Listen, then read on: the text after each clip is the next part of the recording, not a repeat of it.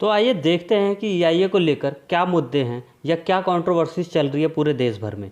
सबसे पहले तो पोस्ट फैक्टो अप्रूवल की बात हो रही है। तो पोस्ट फैक्टो अप्रूवल का मतलब है कि आप कोई कार्य ऑलरेडी शुरू कर दिए हैं और उसकी अप्रूवल आप बाद में लेते हैं। और यह बात काफ़ी चिंताजनक है जब बात इन्वायरमेंट की हो रही है। तो ये जो नया ड्राफ्ट ईआईए नोटिफिकेशन 2020 है, इसमें पोस्ट फैक्टो अप्रूवल की बात की गई है प्रोजेक्ट के लिए, जिसका मतलब यह है कि प्रोजेक्ट को क्लियरेंस तब भी मिल जाएगी जब उन्होंने ऑलरेडी कंस्ट्रक्शन स्टार्ट कर दिया है या फिर वो रनिंग फेज़ में ही है, बिना इन्वायरमेंट क्लियरेंस के ही। तो इस प्रकार के प्रोजेक्ट से इन्वायरमेंट को जो डैमेज होता है तो बाद में उसको लेजिटिमेट किया जा सकता है, मतलब कि उसको बाद में अप्रूव किया जाएगा और रेमेडी बचेगी सिर्फ फाइन और पनिशमेंट की। लेकिन जो इन्वायरमेंट का नुकसान होगा उसकी भरपाई कैसे हो पाएगी, तो ये काफ़ी चिंता का विषय है। इसके बाद जो दूसरा चिंता का विषय है पब्लिक कंसल्टेशन प्रोसेस को लेकर।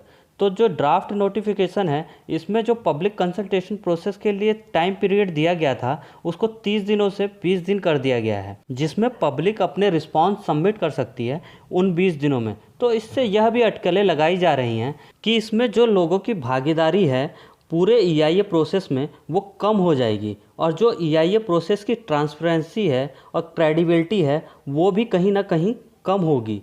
और ख़ास तौर से ऐसे एरिया जहाँ की इन्फॉर्मेशन आसानी से नहीं मिल रही या जहाँ के लोग इतना ज़्यादा अवेयर नहीं हैं, वहाँ तो ईआईए प्रोसेस काफ़ी ज़्यादा डाइल्यूट हो जाएगा अगर हम टाइम पीरियड को कम कर देंगे।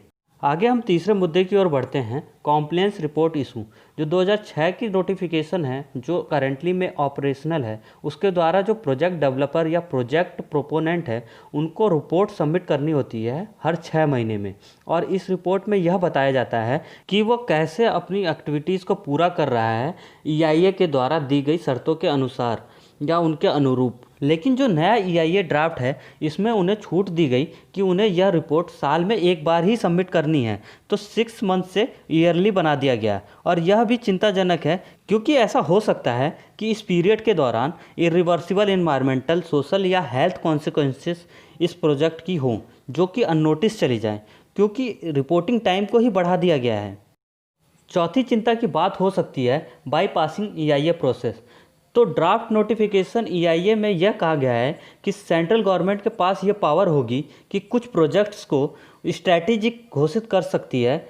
और जब एक बार किसी प्रोजेक्ट्स को स्ट्रैटेजिक घोषित किया जाता है तो फिर उस प्रोजेक्ट से रिलेटेड कोई भी इंफॉर्मेशन पब्लिक डोमेन में नहीं रखी जाएगी। और ऐसे प्रोजेक्ट्स को लेकर कोई भी वायलेशन होता है तो उसको भी रिपोर्ट करने का राइट पब्लिक के पास नहीं रहेगा। या तो प्रोजेक्ट डेवलपर खुद ही ऐसा वायलेशन एक्शन ले, या कोई गवर्नमेंट अथॉरिटी या कोई अप्रेजल कमेटी या कोई रेगुलेटरी अथॉरिटी। तो यह कहीं ना कहीं जो नेचुरल जस्टिस यानी प्रकृति का सिद्धांत है उसके खिलाफ भी जाता है, क्योंकि जो पब्लिक है ऐसे किसी प्रोजेक्ट से डायरेक्टली इम्पैक्ट हो रही है या इफ़ेक्ट हो रही है, उनसे यह राइट भी छीना जा रहा है कि वह उस वायलेशन के खिलाफ कोई रिपोर्ट कर सकें। और आगे ये इस ड्राफ्ट में यह भी कहा गया है कि जो नया कंस्ट्रक्शन प्रोजेक्ट है वह 1,50,000 स्क्वायर मीटर तक का कोई भी डिटेल स्क्रूटनी की ज़रूरत नहीं होगी।